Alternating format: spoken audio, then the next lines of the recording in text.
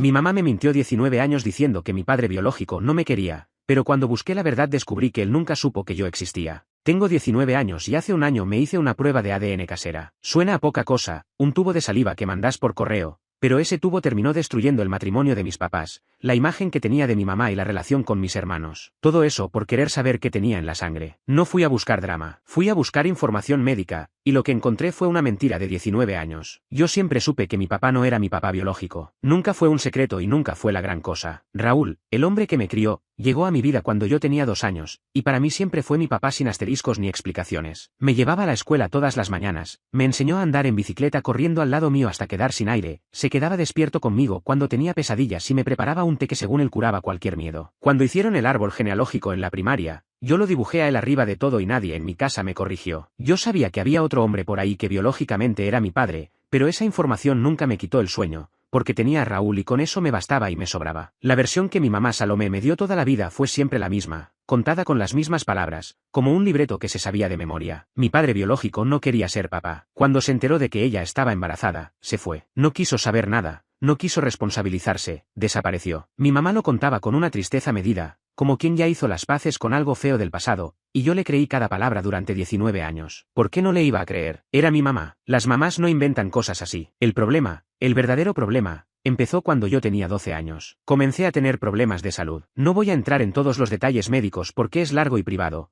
pero era algo serio, algo crónico, de esas cosas que no se curan sino que se aprenden a controlar con estudios, especialistas y seguimiento constante. Tuve épocas malas, internaciones cortas, semanas enteras sintiéndome un viejo dentro del cuerpo de un chico de 12. Y cada vez que llegaba a un médico nuevo, la primera pregunta era siempre la misma: antecedentes médicos familiares, de los dos lados. Los médicos no lo preguntan por curiosidad, lo preguntan porque la mitad de las decisiones de un tratamiento dependen de saber qué viene heredado y qué no, y ahí es donde mi historia tenía un agujero del tamaño de un cráter, porque del lado biológico no había absolutamente nada. Cero. La mitad de mi mapa genético era una página en blanco, y esa página en blanco no era un detalle administrativo, era un riesgo real cada vez que había que decidir cómo tratarme. Mi mamá juró, y lo juró muchas veces, que se había puesto en contacto con mi padre biológico para pedirle información médica de su lado. Me decía que le había explicado la situación, que le había rogado que al menos diera datos de salud aunque no quisiera tener relación conmigo. Y según ella, él se negó a dar información que podía ayudar a tratar a un niño enfermo, a su propio hijo. Ese detalle me marcó de una manera que me cuesta explicar. Raúl y yo hablamos mucho de eso en esos años. Él me consolaba cuando me ponía mal, cuando me agarraba esa rabia de pensar que el tipo que me trajo al mundo no me quería ni lo suficiente como para mandar un papel que podía marcar la diferencia entre tratarme bien o tratarme a ciegas. Hubo noches, sobre todo después de un mal estudio o una mala noticia del médico, en que me quedaba despierto preguntándome qué clase de persona deja que su propio hijo se las arregle enfermo antes que dar un dato que no le cuesta nada. Me imaginaba a ese hombre cómodo en su vida, recibiendo el pedido de ayuda y diciendo que no. Esa imagen me acompañó años, y resultó ser un invento. Pero en ese momento era de lo más real que tenía, y me lastimaba de verdad. Raúl me decía que la sangre no hace al padre, que él estaba ahí y que íbamos a salir adelante con lo que tuviéramos. Y salimos adelante, más o menos. Pero cada vez que me referían a un especialista nuevo, tenía que sentarme a explicar que solo tenía la mitad de mi historia médica y que la otra mitad no la iba a conseguir nunca. Es un cansancio raro, tener que repetir que a tu propio padre le diste igual que estuvieras enfermo. Ahora viene el detalle que cambió todo. Hace cosa de un año, mi tía Fernanda, que es hermana de mi mamá, me dijo algo en una conversación que parecía cualquier cosa. Me dijo que tal vez las cosas no eran exactamente como yo las creía, y que quizás no sería mala idea buscar respuestas por mi cuenta. Le pregunté a qué se refería, que era eso de que las cosas no eran como parecían, pero se cerró. No quiso explicarme más. Solo me dijo que lo peor que podía pasar si buscaba a mi padre biológico era que se negara a responderme o que se enojara, y que de todos modos eso no era muy distinto de lo que ya tenía. Esa frase me quedó dando vueltas semanas. Así que hice lo que cualquiera haría con curiosidad y media historia médica faltante. Me compré una de esas pruebas de ADN caseras, de las que te dicen de dónde vienes y te conectan con parientes que también se hayan hecho la prueba. La mandé sin muchas expectativas, pensando que a lo sumo me iban a salir unos primos lejanos en otro lado del mundo. Lo que pasó fue muy distinto. Hice match con una tía paterna, una hermana de mi padre biológico, que se llama Alicia. Y a partir de ese match, toda la historia que mi mamá me había contado durante 19 años empezó a desarmarse hilo por hilo. Alicia se quedó helada cuando le escribí. Me contó que no tenía idea de que yo existía, y que estaba completamente segura de que su hermano tampoco lo sabía. Eso fue lo primero que no cuadró con la versión de mi mamá. Si mi padre biológico se había ido al enterarse del embarazo, ¿cómo era que su propia hermana no sabía que yo había nacido? Alicia se ofreció a ser intermediaria, para tantear el terreno antes de ponernos en contacto directo. Yo acepté, todavía sin saber bien en qué me estaba metiendo. Cuando por fin conocí a mi padre biológico, que se llama César, la versión de mi mamá terminó de caerse a pedazos. César no era el hombre frío que me abandonó sabiendo que existía. César era un tipo al que le acababan de informar, a los 30 y tantos largos, que tenía un hijo de 19 años del que nunca le habían dicho una palabra. Llegó a esa reunión con información médica de su lado familiar ya preparada, impresa, ordenada. Me dijo que algo de lo que yo tenía venía heredado de su familia, y que si alguna vez necesitaba un donante, él se ofrecía sin pensarlo. Se disculpó como 10 veces por no haber estado, aunque no había estado porque no podía estar lo que no sabía que existía. Me contó su versión, y mientras hablaba se le quebraba la voz en las partes importantes. Él había tenido una relación con mi mamá, una relación que él pensaba que iba en serio. Esa relación terminó porque ella lo engañó con otro hombre, y él se enteró de la peor manera. Después de la ruptura perdió contacto con ella, y de paso perdió contacto con su propia hermana Alicia, porque Alicia se llevaba bien con mi mamá en esa época y la cosa quedó incómoda para todos. César nunca supo que mi mamá había quedado embarazada. Nunca recibió ninguna llamada pidiéndole información médica, nunca le tocaron la puerta, nunca le llegó una carta. Nada, pero nada, de todo lo que mi mamá me había contado durante 19 años había pasado en la realidad. Me dijo que si hubiera sabido que yo existía, habría movido cielo y tierra, y le creí. Porque un hombre que llega a una primera reunión con la información médica ya impresa y ofreciéndose como donante no es un hombre que abandona, es un hombre al que le robaron la oportunidad de no abandonar. La información médica que César me dio fue, de hecho, muy útil para mi equipo de tratamiento. En ese sentido, buscar valió la pena de inmediato, sin discusión. Le dije a César que iba a tener muchísimas preguntas más adelante, cuando lograra procesar todo, y él me dijo que iba a estar ahí para responderlas, las que fueran. Después fui a hablar con mi mamá, y esa conversación es la que partió a mi familia en dos. Al principio lo negó todo. Me dijo que era mentira, que esa gente me estaba metiendo ideas en la cabeza, que yo no entendía nada y que me estaban usando. Después cambió y me preguntó por qué había buscado sin decirle nada,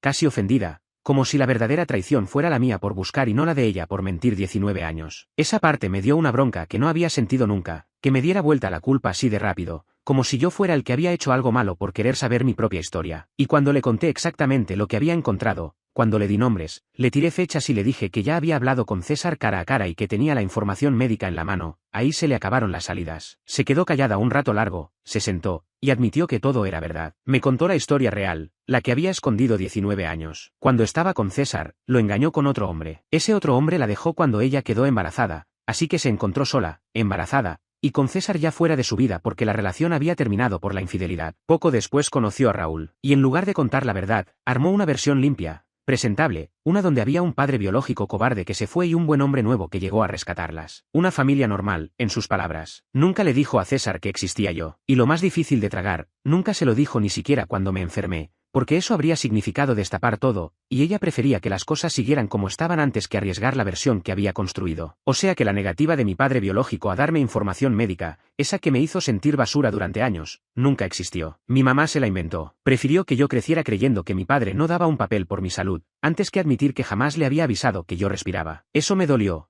Pero a quien le explotó en la cara de verdad fue a Raúl, porque cuando se enteró, no solo se enteró de que su esposa había mentido, se enteró de que durante todos los años de nuestro matrimonio, sin saberlo, él había sido parte de mantener a un padre y a un hijo separados, que lo habían convertido en cómplice de algo que él jamás habría aceptado. Raúl es un hombre que se enorgullece de hacer lo correcto, y de pronto descubrió que su vida entera se había construido sobre una mentira que también lo usaba a él. Estaba furioso por mí, por la oportunidad que me robaron de conocer a César, pero estaba igual de roto por él mismo, por haber sido engañado todo ese tiempo por la persona en la que más confiaba. La información médica que conseguí sirvió, mi tratamiento mejoró con esos datos, así que en lo médico todo valió la pena. Pero el costo fue alto. Mi relación con mi mamá quedó hecha pedazos. El matrimonio de mis papás se terminó. Raúl pidió el divorcio y se mudó de la casa a las pocas semanas. Y mis hermanos, que son hijos de mi mamá y de Raúl, me culpan a mí de todo, porque saben lo que pasó y, para ellos, si yo no hubiera buscado, nada de esto habría salido a la luz. Así que esa es mi situación. Yo solo quería saber qué tenía en la sangre para que los médicos me trataran bien. Lo demás se cayó solo. No sé si soy el malo por haber buscado. Actualización 1. El divorcio sigue su curso. Raúl ya se fue, alquiló un departamento del otro lado de la ciudad,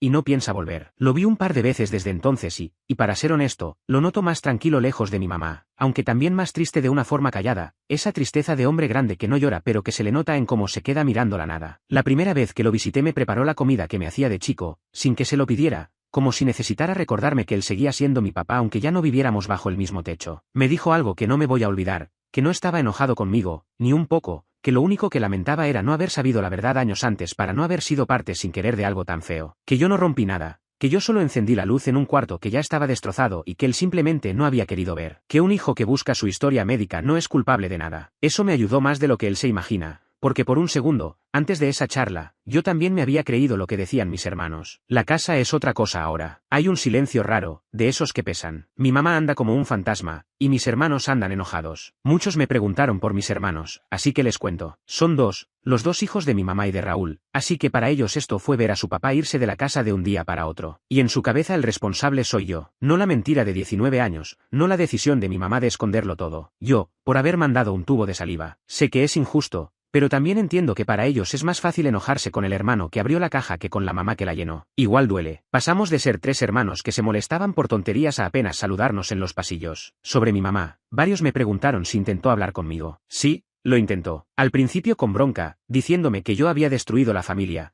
que estaba contento con lo que había logrado. Después cambió de estrategia y vino con lágrimas, diciéndome que todo lo que hizo lo hizo por mí, para darme una vida estable, para que yo creciera en un hogar y no en el caos. Y acá está lo complicado, porque una parte de eso hasta le creo. No creo que mi mamá se levantara cada mañana frotándose las manos como una villana de caricatura. Creo que tomó una decisión mala en un momento de miedo, hace 19 años, y después nunca encontró, o nunca quiso encontrar, el momento de corregirla. El problema es que esa decisión me costó a mí la mitad de mi identidad y casi me cuesta un tratamiento médico hecho a ciegas. Que lo haya hecho con miedo no borra lo que me costó a mí. Sobre César, mi padre biológico, mucha gente me preguntó si la relación siguió creciendo. La respuesta es que sí, despacio, pero sí. Nos escribimos seguido. No es de un día para otro que un desconocido se convierte en tu papá, eso no pasa, y ninguno de los dos pretende eso. Pero es un hombre tranquilo, que pregunta cómo voy con el tratamiento, que no me presiona, que entiende que esto es raro para los dos. Me presentó a Alicia en persona, mi tía paterna, y resultó ser de esas personas que te hacen sentir en casa enseguida. Por primera vez en mi vida estoy llenando la mitad del mapa que siempre estuvo en blanco, y no me refiero solo a lo médico. Muchos me recomendaron que fuera a terapia para procesar todo esto, y tengo que admitir que tenían toda la razón. Empecé a ir. Cuando se te cae de golpe la versión de tu propia historia que cargaste durante 19 años, cuando descubrís que la mitad de lo que sabías de vos mismo era un invento, no es algo que ordenes solo en tu cabeza de un día para otro. La terapeuta me ayudó a separar una cosa de la otra, a entender que podía estar agradecido de haber encontrado a César y al mismo tiempo destrozado por mi mamá, sin que esas dos cosas se pelearan adentro mío. También me ayudó a dejar de cargar la culpa que mis hermanos me querían poner encima, que no era mía. Actualización 2. Empiezo por lo que más me sacudió. Resulta que mi mamá no fue la única que supo la verdad todos estos años. Mi tía Fernanda, la que me dio la pista, sabía. Lo supo desde el principio. Por eso me empujó a buscar sin decirme directamente nada, porque cargaba ese secreto de su hermana hacía casi 2 décadas y ya no aguantaba ser cómplice,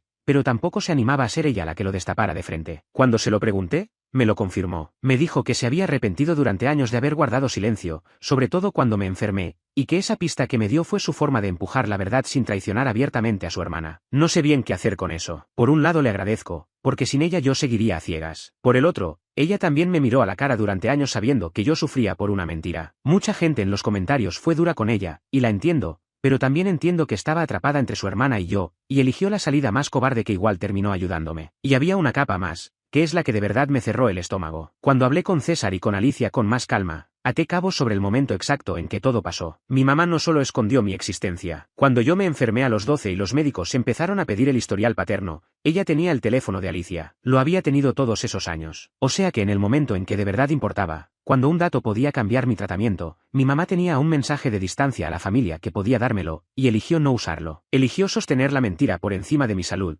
teniendo la solución guardada en su propio teléfono. Eso ya no es miedo del momento. Eso es una decisión tomada de nuevo, años después, en frío. Sobre la familia de César, me preguntaron cómo me recibieron a medida que entro más en ese mundo. Y la verdad es que mejor de lo que merecía un desconocido que les cayó del cielo a los 19 años. Tienen una forma de ser distinta a la familia en la que crecí, más ruidosa, más de juntarse a comer los domingos y hablar a los gritos pero de cariño. La primera vez que me invitaron a comer, la abuela, que sería mi abuela paterna, me agarró la cara con las 2 manos y se puso a llorar diciendo que yo tenía los mismos ojos que César de chico. Yo no supe qué hacer, nunca nadie me había buscado un parecido con orgullo, en mi otra casa el parecido era justamente el tema que nadie tocaba. Alicia me trata como si me conociera de toda la vida y me manda mensajes para saber cómo voy con el tratamiento. Hasta tengo primos de ese lado, más o menos de mi edad, que me sumaron a sus grupos como si siempre hubiera estado. Es lindo y es abrumador al mismo tiempo, porque a los 19 años de golpe te aparece media familia que no sabías que tenías, con sus chistes internos y sus historias, y vos llegás a la mitad de la película. Y ahí está lo que me parte en dos, que es justo lo que varios me preguntaron. Tengo 2 familias que no se solapan en nada. Del lado de Raúl, que es mi papá del corazón, está él, dolido y lejos, y están mis hermanos, que me culpan. Del lado de César están una familia nueva, cálida, que recién conozco. Y en el medio está mi mamá, que es el puente roto entre las dos, porque por culpa de su mentira ninguna de las dos familias se va a mezclar nunca. No puedo armar una mesa de fiesta con todos, porque la sola existencia de una le recuerda a la otra la herida. Estoy en el centro de dos mundos que no se pueden tocar, y los dos son míos. La pregunta que más me hicieron es si voy a poder tener relación con mi mamá después de todo esto. Y la respuesta honesta, hoy, es que no lo sé. No la odio, y eso es lo que más confunde a la gente que me escribe esperando que la mande al diablo. Es mi mamá, me crió, me cuidó cuando estuve enfermo, me llevó a cada estudio y a cada control sin faltar nunca. Esa parte fue real y no la voy a negar. Pero cada vez que la miro me acuerdo de que tuvo la solución a mi sufrimiento guardada en el teléfono, a un mensaje de distancia, y eligió su mentira por encima de mi salud. Eso no es algo que se borre con un pedido de disculpas entre lágrimas. La gente quiere que yo decida una cosa o la otra, que la perdone del todo o que la odie del todo, pero la verdad es que vivo en el medio, queriéndola y sin poder confiar en ella al mismo tiempo. Si algún día se arregla, va a ser un camino muy largo, y por ahora ni siquiera estoy seguro de querer empezar a caminarlo. Actualización 3. Empiezo por lo que más me preguntaron, que es mi salud, porque al final esto arrancó por ahí y es lo único que de verdad fui a buscar. La información que me dio César sirvió, y bastante. Mi equipo médico pudo ajustar el tratamiento con los datos de su lado familiar, identificaron a qué prestar atención, qué cosas vigilar de forma preventiva. No fue un milagro que me curó de la noche a la mañana, esto es algo con lo que voy a convivir, pero ahora lo manejo con el mapa completo en vez de con media hoja en blanco. Y eso, médicamente, no tiene precio. Por más que todo lo demás se haya incendiado, esa parte, la que motivó todo, valió cada consecuencia. Sobre el matrimonio de mis papás, mucha gente preguntó si hubo algún giro de último momento, si Raúl perdonó o si volvieron. No, el divorcio se completó. Raúl no dio marcha atrás ni un paso, y por lo que hablamos, no porque quiera castigar a mi mamá, sino porque ya no puede confiar en alguien que sostuvo una mentira de ese tamaño durante 19 años mirándolo a los ojos todas las mañanas. Lo entiendo, él no terminó la relación, mi mamá la terminó el día que decidió mentir y la fue terminando un poco más cada día que eligió no decir la verdad. Raúl solo firmó lo que ya estaba roto. Sobre mis hermanos, me preguntaron si algo cambió, y acá sí tengo algo distinto que contar. El menor, con el tiempo, empezó a ablandarse. Un día me golpeó la puerta del cuarto, se sentó en mi cama como cuando éramos chicos, y me dijo que había estado pensando mucho, que la verdad él no estaba enojado conmigo, que estaba enojado con que su papá se hubiera ido y con que su familia se hubiera dado vuelta de un día para otro, y que yo había sido simplemente el más fácil para descargar todo eso. Me pidió disculpas con la voz temblando. Le dije que lo entendía, que yo en su lugar quizás habría hecho lo mismo. No arreglamos todo en una sola charla, pero los dos sabíamos que era un comienzo, y desde entonces volvimos a hablar de a poco. El mayor, en cambio, sigue distante. Él siempre fue el más unido a mi mamá, y le cuesta muchísimo más aceptar que ella fue capaz de hacer lo que hizo, así que le resulta más cómodo seguir señalándome a mí, porque enojarse conmigo no le rompe la imagen que tiene de ella. No lo presiono. Si algún día entiende, va a llegar solo, y yo voy a estar. Y acá viene lo que de verdad me costó escribir, porque mis hermanos, en el peor momento, me tiraron a la cara la pregunta que yo mismo me venía haciendo de noche. Me preguntaron si valió la pena destruir una familia entera por una información médica que, según ellos, a lo mejor ni era tan urgente. Como si yo hubiera prendido el fósforo por capricho. Me senté a pensarlo en serio, sin defenderme por reflejo, dándole de verdad la posibilidad de que tuvieran razón. Estuve días con esa pregunta clavada, y al final le encontré una respuesta firme, una con la que puedo dormir. No, yo no destruí ninguna familia. La familia ya estaba construida sobre una mentira desde antes de que yo tuviera memoria, y una casa con los cimientos podridos no la tira abajo el que abre una ventana para que entre aire, se cae sola. Era solo cuestión de tiempo y de quien estuviera parado cerca cuando se viniera abajo. Me tocó a mí, nada más. Lo único que yo hice fue pedir lo que cualquier persona enferma tiene derecho a pedir, que es saber que carga en su propio cuerpo para que los médicos no la traten a ciegas. Eso no es un capricho ni una venganza ni un berrinche de hijo dolido. Eso es lo mínimo que cualquiera merece. Y si para conseguir algo tan básico como mi propia información médica tuve que destapar sin querer una mentira de 19 años, entonces el problema nunca fue la pregunta que hice yo, fue la mentira enorme que llevaba 2 décadas ahí, esperando que alguien hiciera la pregunta correcta para derrumbarse encima de todos. Así que hoy tengo claro qué familia tengo. Tengo a Raúl, que sigue siendo mi papá aunque ya no viva con nosotros, porque la sangre nunca fue lo que nos unió y eso no cambió. Tengo a César, que no reemplaza a Raúl pero que me dio la mitad que me faltaba, la médica y la otra, la de saber de dónde vengo. Tengo a Alicia y a esa familia nueva que me recibió sin preguntas. Tengo a mi hermano menor, que está volviendo de a poco. Y tengo a mi mamá, a quien quiero y a quien no perdono, las dos cosas al mismo tiempo, que es lo más raro que me tocó cargar de todo esto. A ella la voy a ver de vez en cuando, porque es mi mamá y porque no soy capaz de borrarla, pero la cercanía de antes no va a volver, y no porque yo me vengue, sino porque no se puede mirar igual a alguien después de saber que tuvo tu bienestar en la mano y eligió su mentira. Ella va a tener que vivir con eso, no yo. No me arrepiento de haber mandado esa prueba. Lo haría de nuevo mañana mismo. Fui a buscar un dato médico y encontré la verdad completa, y la verdad, por más que duela, siempre va a ser mejor que vivir cómodo arriba de una mentira que un día te va a explotar igual. Yo no rompí mi familia, solo dejé de cargar la mentira que la sostenía, y la solté. Lo que pasó después fue de quien la construyó, no de quien dejó de cargarla. Y con eso, después de un año entero de tormenta, por fin puedo dormir tranquilo por las noches.